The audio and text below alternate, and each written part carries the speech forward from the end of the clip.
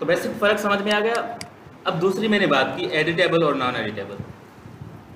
ये जो मेरा रास्टर शेप है, मैं इसे मॉडिफाई तो कर सकता हूँ, एडजस्ट तो कर सकता हूँ, लेकिन एडिट नहीं कर सकता। एडिट से मेरी मुराद ये है, अब देखें ये एक स्क्वायर है, ज़्यादा से ज़्यादा मैं इसे थोड़ा सा रेक्टेंगल बना सकता हूँ,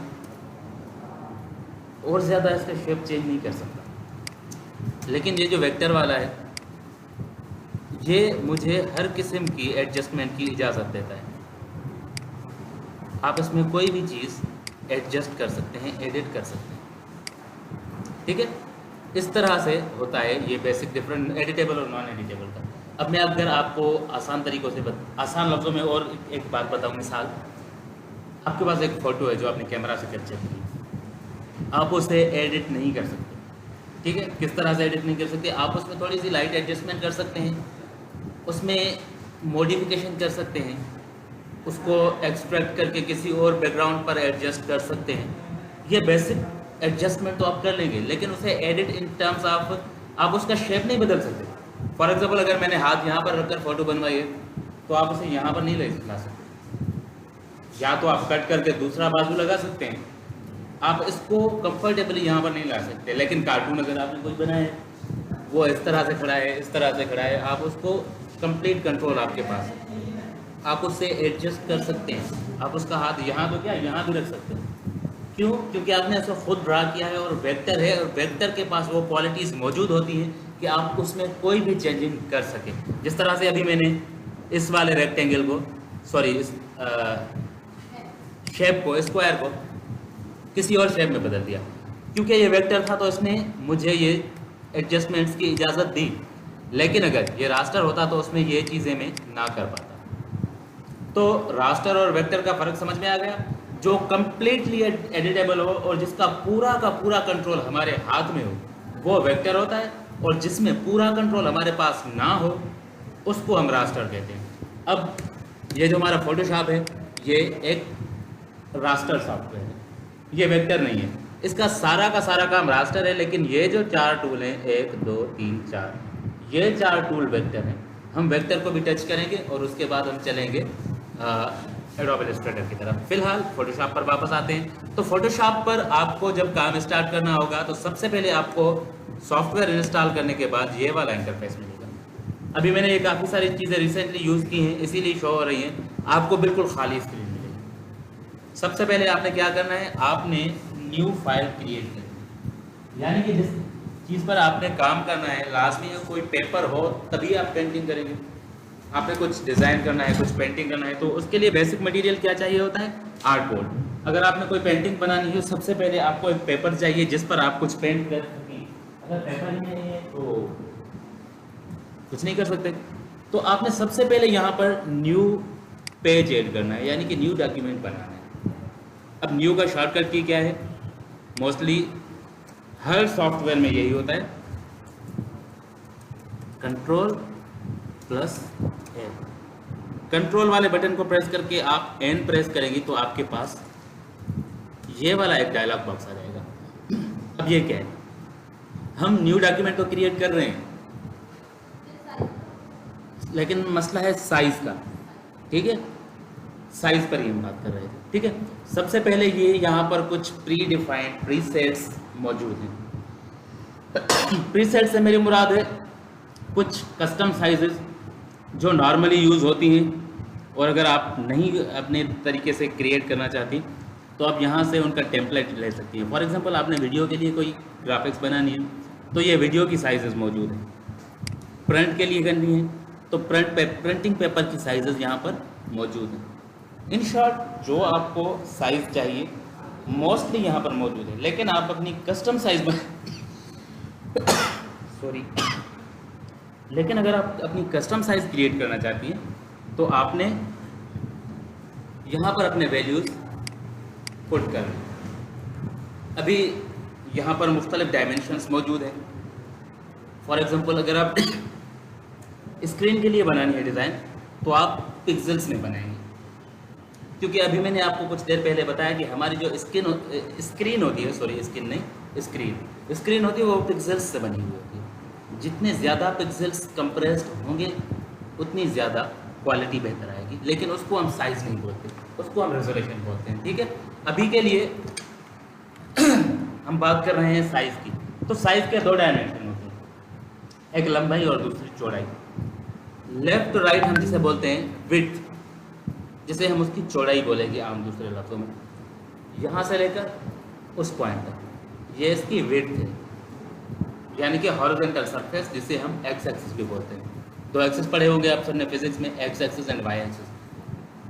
यहाँ पर भी वही चीज़ है, x axis and y axis. अब आपका जो एक्स एक्सिस है वो विड्थ है और जो आपकी हाइट है वो वाई एक्सिस है, ऊपर से लेकर नीचे तक। अब ये इसकी बात करें हम, ये एक पेनाफ्लेक्स लगा हुआ है, इसकी साइज हम पिक्सल्स में नहीं नापेंगे, इसके लिए हमें इंचेस की ज़रूरत पड़ेगी। ठीक है, फॉर एग्जांपल ये 4 फुट की है, 1 फुट में कितने इंचेस होते हैं? 12। तो हम साइज़ बनाते हुए जब इसकी साइज़ बना रहे हैं तो हमें कैलकुलेशन किस तरह से करनी पड़ेगी? किस तरह से करनी पड़ेगी? 4 × 12। हम 4 को 12 से ज़र्ब देंगे तो कितना होगा? 48, और हमारी विड्थ होगी 48 इंचेस। सिमिलरली ये 8 है, हम 8 को मल्टीप्लाई करेंगे, मैथ मेरी इतनी अच्छी नहीं है, 12 96 और यहाँ पर रेजोल्यूशन हम 72 रखेंगे, जो कि स्टैंडर्ड रेजोल्यूशन होती है। Resolution means quality. आपके 1 इंच में कितने पिक्सेल्स हों, जितने ज़्यादा कंप्रेस्ड पिक्सेल्स होंगे उतनी बेहतर क्वालिटी आएगी और उतना ही फाइल साइज भी हैवी होगा। मैं आपको बता रहा हूँ कि आपने स्क्रीन के लिए जब काम करना होता है तो स्टैंडर्ड रेजोल्यूशन जो होती है वो 72 से 300 तक जाती है। अगर आपकी साइज़ छोटी है, यानी कि अगर मैं इसको छोटे साइज़ पर स्केल पर बनाता तो मैं रेजोल्यूशन यहाँ पर इसकी बढ़ा सकता था, ठीक है, 300 तक ले जा सकता था, लेकिन उससे क्या होगा कि फ़ाइल हैवी होगा हमारे। जब जितना फाइल हैवी होगा उतना हमारे प्रोसेसर पर बर्डन आएगा। तो समटाइम्स अगर हम ज़्यादा रेजोल्यूशन रखते हैं तो फाइल हैवी होने की वजह से हमें काम करने में कंफर्टेबल नहीं लग रहता। इसीलिए आपने स्टैंडर्ड नॉर्मल रेजोल्यूशन रखनी है, जिस पर आपका काम भी अच्छा हो, कंप्यूटर भी स्मूथली चले और आपके कंप्यूटर पर भी, पीसी पर भी बर्डन ना आए। जितना पीसी पर बर्डन नहीं होगा, रिलैक्स काम करेगा, स्मूथली आपका सिस्टम चलेगा, आपको भी काम करने में उतना मज़ा आएगा, बजाय आप एक बटन लगा कर बैठे इंतज़ार करने के अभी ये प्रोसेसिंग हो जाए तो दूसरा काम करें। ठीक है, तो इसीलिए हमें रेजोल्यूशन स्टैंडर्ड 72 से 300 तक रखनी होती है नॉर्मली। अगर आपको कोई इतना बड़ा साइज़ नहीं है और आपने हैवी रेजोल्यूशन रख ली है, कोई मसला नहीं है, रिज़ल्ट आपकी अच्छी आ जाएगी। लेकिन फिर भी जब आप उसे किसी वीडियो ऐप में या फेसबुक पर या व्हाट्सएप पर शेयर करेंगे तो उसकी रेजोल्यूशन ऑटोमेटिकली 72 हो जाएगी। अक्सर मसला होता है जब हम फ़ोटोज़ व्हाट्सएप पर सेंड करते हैं तो मोस्टली यही कंप्लेन आती है कि इसकी रिज़ल्ट ख़राब हो। ऐसा होता है, रिज़ल्ट क्या होता है कि व्हाट्सएप का जो रेजोल्यूशन है वो 72 है। आप कोई भी इमेज, कितनी भी साइज़ का इमेज जब अपलोड कर रहे हैं तो वो ऑटोमेटिकली कन्वर्ट हो जाता है 72 में। उसके निस्बतन जब हम बात करते हैं इंस्टाग्राम की, इंस्टाग्राम बेहतर है क्योंकि इंस्टाग्राम 300 तक है सपोर्टेड है। अदरवाइज़ व्हाट्सएप, फेसबुक आपके फ़ोटोज़ को ऑटोमेटिकली 72 रेजोल्यूशन पर कन्वर्ट कर देते हैं, जिसकी वजह से कंप्लेन यही आती है कि इसकी रिज़ल्ट ख़राब हो गई। तो ये सारा दारोमदार होता है रेजोल्यूशन का। अभी आप बड़ी साइज़ है, रिलैक्स काम करना चाहते हैं तो आप इसको 72 रखें या 300 के बिटवीन कुछ भी रखें, कोई मसला नहीं। जितनी रेजोल्यूशन ज़्यादा होगी आपके उस एरिया में, यानी कि 1 इंच की एरिया में उतने पिक्सेल्स कंप्रेस्ड होंगे। अब देखें यहाँ पर मेरी रेजोल्यूशन है पिक्सल पर इंच, डायमेंशन सिलेक्टेड है और कितने पिक्सेल्स पर इंच है? 72 पिक्सेल्स पर इंच। तो इसकी जूमिंग लिमिट कुछ कम होगी। अगर 300 होगी तो उसकी जूमिंग लिमिट कुछ ज़्यादा होगी, क्योंकि जितना जूम करेंगे पिक्सेल्स के बीच का स्पेस नज़र आने लगेगा। अगर 72 है 1 इंच के अंदर, तो वो थोड़ा सा जूम करने के से ही अलग अलग नज़र आना शुरू हो जाएंगे, जिसको हम कंप्लेन करते हैं कि ये रिजल्ट इसके पिक्सेल्स इसके फट रहे हैं और इसकी रिजल्ट सही नहीं आ रही। यही वजह होती है। अगर ज़्यादा नज़दीक होंगे पिक्सेल्स तो हमें उनके बीच का गैप देखने के लिए और ज़्यादा जूम करना पड़ेगा, नतीजे में हमारे रिजल्ट कम ख़राब हो। ठीक है, तो ये बेसिक है रेजोल्यूशन और साइज़ का। आपने साइज़ का डायमेंशन रखना है, और उसके अलावा अगर आपको ओरिएंटेशन चेंज करनी है, यानी कि लैंडस्केप और पोर्ट्रेट के बीच में स्विच करना है। अब इस टाइम मेरा पेज जो है फॉर एग्जांपल इस तरह है, आप इसको इस तरह करना चाहते हैं तो स्विच कर लो। ठीक है, आपने जिस तरह की ओरिएंटेशन चाहिए आप यहाँ से लैंडस्केप या पोर्ट्रेट सिलेक्ट कर सकते हैं। उसके बाद एक चीज़ है कलर मोड, इसको अभी रहने देते हैं RGB पर और क्रिएट करते हैं new file. New file create करते ही आपके पास कुछ इस तरह का इंटरफेस आ जाएगा। ये मेरा पेज आ गया, ये मेरे टूल्स हैं जिनकी मदद से मैं काम करूँगा, और ये कुछ पैनल्स हैं जिसमें सबसे ज़रूरी है लेयर पैनल।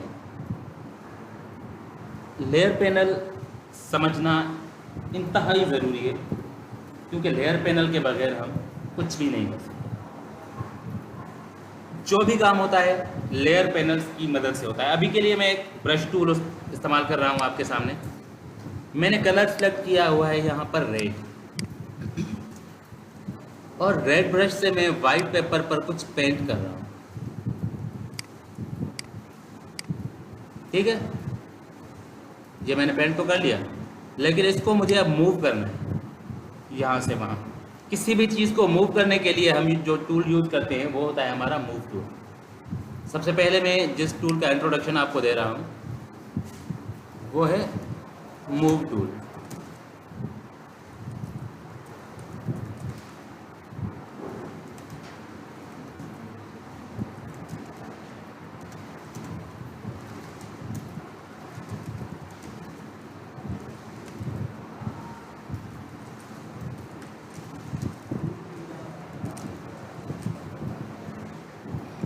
आपको इसका डेफिनेशन यहाँ भी मिल जाएगी। इसकी डेफिनेशन आप जैसे ही कर्सर को यहाँ पर ले आएँ, ये आपको सब कुछ बता रहा है। मूव टूल, इसका की है B। शॉर्टकट कीज जो टूल के होते हैं वो खाली अल्फ़ाबेटिकल की होते हैं, उनके साथ कोई शिफ्ट, कंट्रोल, अल्ट कोई भी बटन इन्वॉल्व नहीं होता। सिंपली आपने V प्रेस किया और आपका मूव टूल सेलेक्ट हो गया। इसका काम होता है किसी भी लेयर को या चीज़ को मूव करना, एक जगह से दूसरी जगह पर मूव करना। सिंपली इसका इतना काम है। लेकिन अब जब मैं इस कलर को मूव करना चाह रहा हूँ तो ये कलर मूव नहीं हो रहा, ये पूरा का पूरा लेयर मूव हो रहा है। इसके साथ मेरे रेड कलर के साथ वाइट पेपर भी मूव हो रहा है। क्यों मूव हो रहा है? क्योंकि ये दोनों एक लेयर पर मौजूद है। अब जैसे ही मैं दूसरा लेयर ऐड करके उस पर पेंट करूँगा तो अब ये मूवेबल है, क्योंकि ये दोनों चीज़ें अलग है। ठीक है, आसान मिसाल मैं आपको ये दूँ कि मैंने बोर्ड पर मार्कर से लिखा, डायरेक्ट बोर्ड पर लिख दिया, ठीक है, लेकिन उसके ऊपर अगर मैंने एक ट्रांसपेरेंट सा किसी चीज़ का तय चढ़ा लिया, लेयर चढ़ा लिया, अब उस पर लिखा, फ़र्क हो गया ना। मैंने डायरेक्ट बोर्ड पर नहीं लिखा, मैंने उसके ऊपर कोई और चीज़ रखी, कोई ग्लास समझे रख लिया, शीशा रख लिया, उस पर लिखा। अब वो शीशा मूवेबल है, उस पर मैंने कुछ भी पेंट किया हुआ है, वो शीशा उठाकर मैं अगर यहाँ पर लगा दूँ, आपको यही फील होगा दूर से कि ये इस दीवार पर है, क्योंकि पीछे से तो वो ट्रांसपेरेंट है। तो ये लेयर्स भी एक किस्म की ट्रांसपेरेंट पेपर्स हैं। ट्रांसपेरेंट पेपर है जो ऊपर आता है, हम जो भी उस पर पेंट करते हैं वो एक अलग लेयर पर है।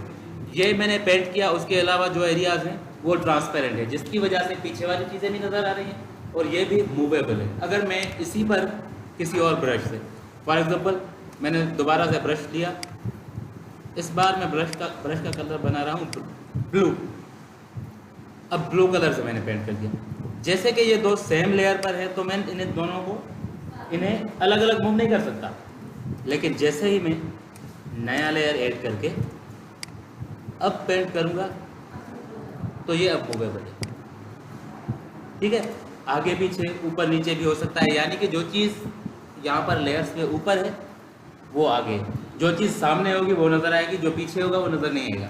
अभी आपको पेन नज़र आ रहा है, क्यों नज़र नहीं आ रहा है? क्योंकि वो लैपटॉप के स्क्रीन के पीछे मौजूद तो है लेकिन पीछे मौजूद है, लेकिन मैं इसे यहाँ पर ले आ रहा हूँ, अभी नज़र आ रहा है। क्यों? क्योंकि सामने। यही वजह है कि यहाँ पर हमें ब्लू नज़र आ रहा है, रेड नज़र नहीं आ रहा, क्योंकि वो इसके पीछे। अब इसको सामने लाना है, आप इसको इसके ऊपर लें। जो चीज़ लेयर्स में ऊपर होगी वो सामने होगी, जो चीज़ नीचे होगी वो पीछे होगी। अब आप दोनों को अलग अलग से मूव कर सकते हैं। समझ में आया लेयर्स का कॉन्सेप्ट? अब हम कोई भी चीज़ ऐड करेंगे वो एक अलग लेयर पर होगी।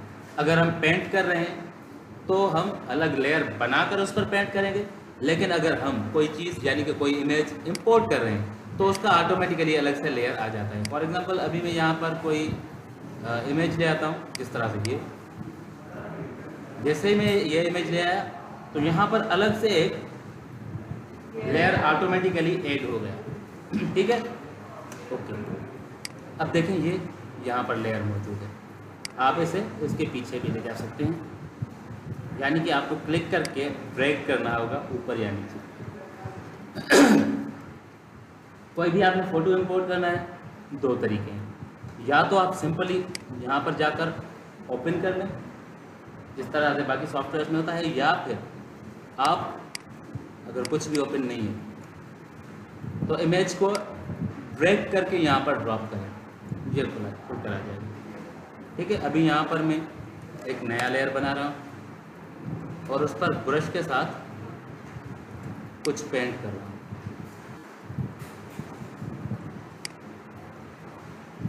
ये इसके पीछे चलो। ठीक है, लेयर्स का कॉन्सेप्ट समझ में आ गया। अब नया लेयर किस तरह से बनाते हैं? नया लेयर बनाते हैं कुछ इस तरह, control shift A for new layer. ठीक है बेटा, तो अगर आपने न्यू डॉक्यूमेंट बनाना है, न्यू पेज बनाना है तो आप कंट्रोल एन के साथ जाएंगे, और अगर आपने न्यू लेयर क्रिएट करना है यानी कि एग्जिस्टिंग प्रोजेक्ट में, एग्जिस्टिंग डॉक्यूमेंट में नया लेयर ऐड करना है तो आप कंट्रोल शिफ्ट एन प्रेस कर लें और यहाँ से ओके कर लें, आगे आ जाए। या फिर आप यहाँ पर ये आपको छोटा सा प्लस का आइकन नज़र आएगा, इस पर क्लिक करें, ये लेयर। ठीक है, दोनों तरीके हैं, और भी तरीके हैं देखेंगे हम, लेकिन अभी के लिए ये दोनों तरीके। ठीक, समझ में आ गया। अब बात करते हैं मूव टूल की। मूव टूल का काम क्या है? जैसे कि आपको मैंने बताया, किसी भी चीज़ को मूव करना, एक जगह से दूसरी जगह पर मूव करना। फॉर एग्जांपल ये बच्ची की तस्वीर है, ये यहाँ पर सेंटर पर है, अगर मैं इसे साइड में ले जाना चाहता हूँ, आपने लेयर को सिलेक्ट करना है, जिस लेयर को आपने मूव करना है। फॉर एग्जांपल अभी ये वाला लेयर सिलेक्टेड है तो ये ब्लू कलर मूव हो रहा है, ये बच्ची मूव नहीं हो रही। क्यों मूव नहीं हो रही?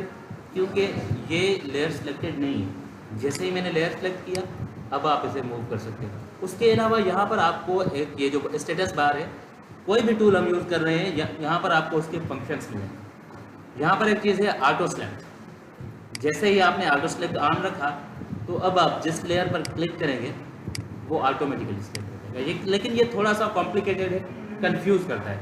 कभी कभार जब ज़्यादा लेयर्स होते हैं तो हमें मूव एक चीज़ करनी होती है, दूसरी चीज़ पर क्लिक हो जाती है, तंग करता है। अगर आपको प्रैक्टिस के दौरान कंफर्टेबल लगे तो आप ऑन रख सकती हैं, ना लगे ना रखें। मुझे थोड़ा सा मुश्किल लगता है, इसीलिए मैं इसे ऑफ रखता हूँ। हर किसी की अपनी चॉइस होती है। ठीक है, उसके अलावा मूव टूल का काम होता है किसी भी चीज़ को रिसाइज करना, रोटेट करना। फॉर एग्जांपल ये चीज़, इसको मैं थोड़ा सा छोटा करना चाहता हूँ। किस तरह से होगा? यहाँ पर मौजूद है शो ट्रांसफॉर्मेशन कंट्रोल्स। आप जैसे ही इसको ऑन करेंगी तो इसके चारों तरफ से आपको ये एक लाइन और डॉट्स आना शुरू हो जाएगा। आप इन पर क्लिक करके इसको रीसाइज या इसकी साइज एडजस्ट कर सकते हैं। थोड़ा सा कर्सर को ऊपर ले जाएं, माउस का शेप चेंज हो जाएगा, थोड़ा सा आर्क स्टाइल में आ जाएगा। अब आप क्लिक करके इसको रोटेट भी कर सकती हैं अगर करना चाहें। अदरवाइज रहने दें।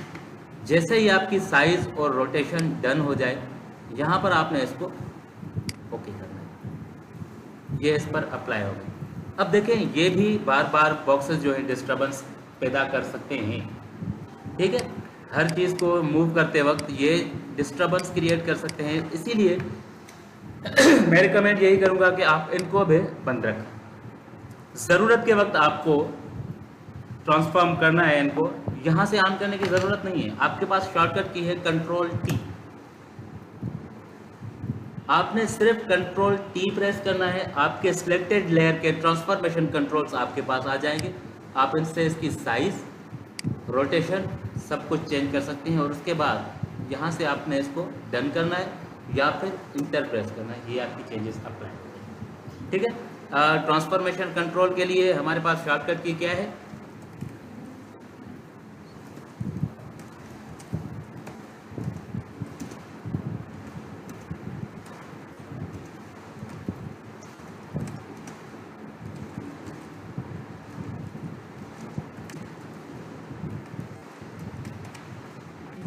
ठीक है। ये मूव टूल के काम है, यानी कि आप इसकी मदद से किसी भी लेयर को रिसाइज भी कर सकती हैं, रोटेट भी कर सकती हैं और मूव भी कर सकते हैं। अब चलते हैं नंबर सेकंड टूल पर, जो है मार्की टूल। अब इसका शॉर्टकट की है एन, इसका नाम है मार्की, रेक्टेंगुलर मार्की टूल। इसके अंदर इलिप्टिकल भी मौजूद है, लेकिन अभी के लिए हम बात कर रहे हैं रेक्टेंगल। इन जनरल मैं इसको मार्की टूल कंसीडर करता हूँ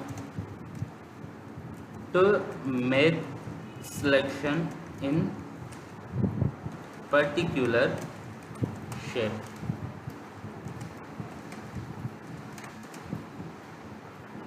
आपको किसी पर्टिकुलरली ज्योमेट्रिकल शेप के तहत सिलेक्शन बनाना है। अब सिलेक्शन का मकसद क्या होता है, पहले ये डिस्कस करते हैं। सिलेक्शन बनाने का मकसद ये होता है, या तो मैं किसी सिलेक्टेड एरिया को मूव करना चाहता हूँ या डिलीट करना चाहता हूँ, या किसी सिलेक्टेड एरिया में काम करना चाहता हूँ, पेंटिंग करना चाहता हूँ। फॉर एग्जांपल, मैंने एक नया लेयर बनाया, लेयर कंप्लीटली खाली है, मैं चाहता हूँ मैं इस पर कुछ पेंट करूँ, लेकिन सिर्फ इस एरिया में। तो मैंने मार्की टूल लिया और एक रेक्टेंगुलर सिलेक्शन बनाया। अब मैं अगर कुछ भी पेंट कर रहा हूँ तो देखें यहाँ पर कुछ भी फ़र्क नहीं हो रहा, क्योंकि मैंने जो एरिया सिलेक्ट की है, मेरा काम सिर्फ इसी के अंदर होगा, कुछ भी इससे बाहर नहीं जाएगा। या फिर मेरे पास कोई इमेज मौजूद है, अब उसका एक मखसूस हिस्सा मैं मूव करना चाहता हूँ, जिस तरह से मेरे पास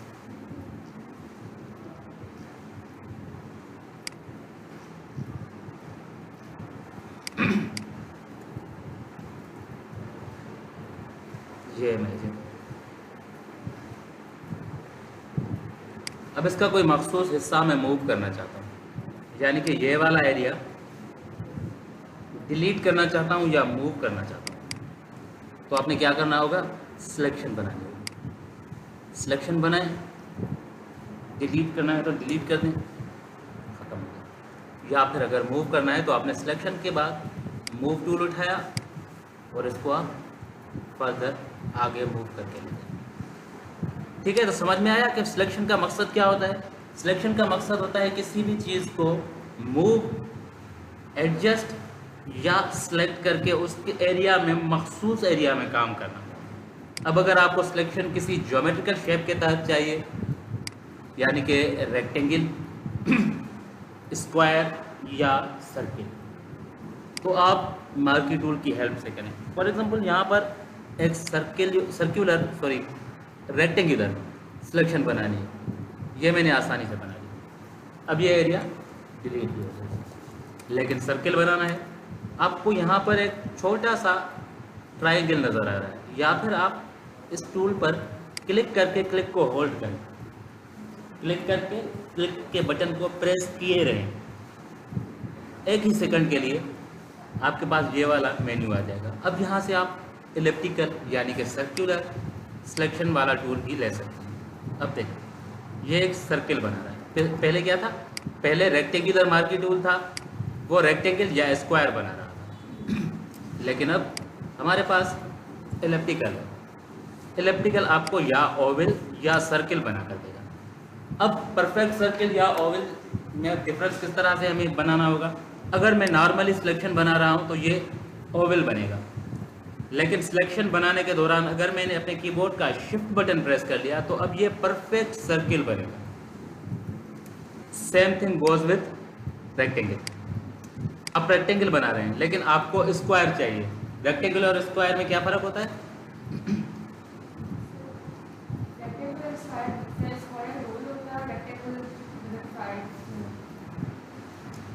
रेक्टेंगल गोल नहीं होता। रेक्टेंगल के आसान लफ्ज़ों में आपको ये बताऊं कि रेक्टेंगल जो होता है उसके आमने सामने वाली जो साइडें होती हैं वो इक्वल होती हैं। ये दोनों साइडें आमने सामने, ये इक्वल है, ये इक्वल है, ये रेक्टेंगल बन गया। लेकिन जिस चीज़ की चारों साइडें इक्वल हो उसको हम स्क्वायर बोलते हैं। चारों साइड, चारों तरफ जो है उसके बराबर हो गए।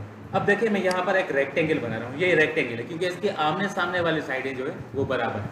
ऊपर नीचे वाली दोनों बराबर, ये लेफ्ट राइट वाली बराबर। लेकिन जैसे ही मैं सिलेक्शन के दौरान शिफ्ट पकड़ूंगा, अब देखिए ये चारों साइडें बराबर हो रही हैं। जिस तरह से मैं क्लिक करके इसको ड्रैग कर रहा हूँ, ये छोटा बड़ा तो हो रहा है लेकिन ये स्क्वायर ही हो रहा है।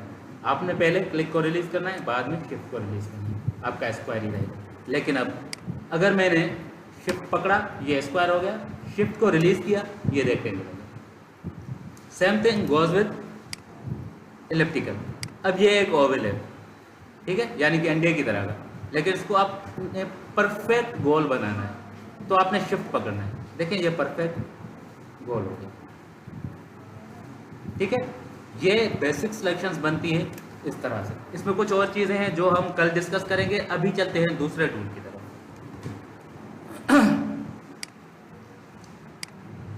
आज का हमारा तीसरा टूल है लेसो।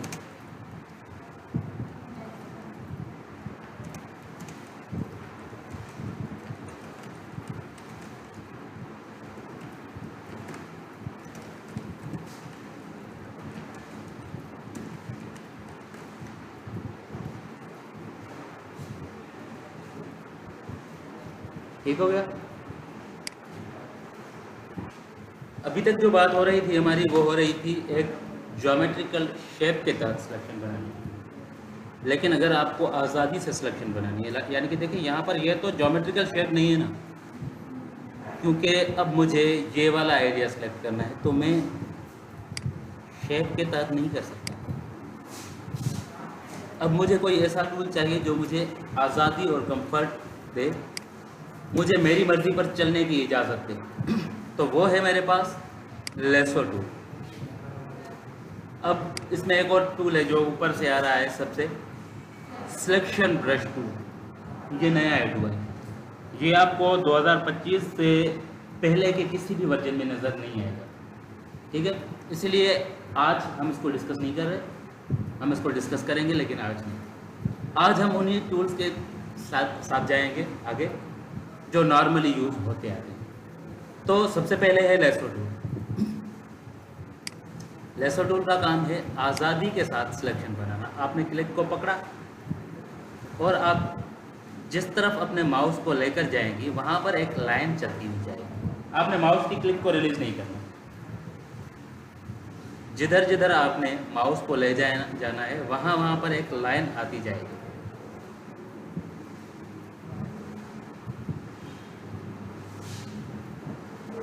जैसे ही आपकी सिलेक्शन कंप्लीट हो जाए, आपने क्या करना है, आपने अपनी फर्स्ट और लास्ट पॉइंट को मिलाना है। अब मुझे ऊपर वाला ऐसा सिलेक्ट करना था, इसीलिए मैं अपनी लाइन को ऊपर ले गया।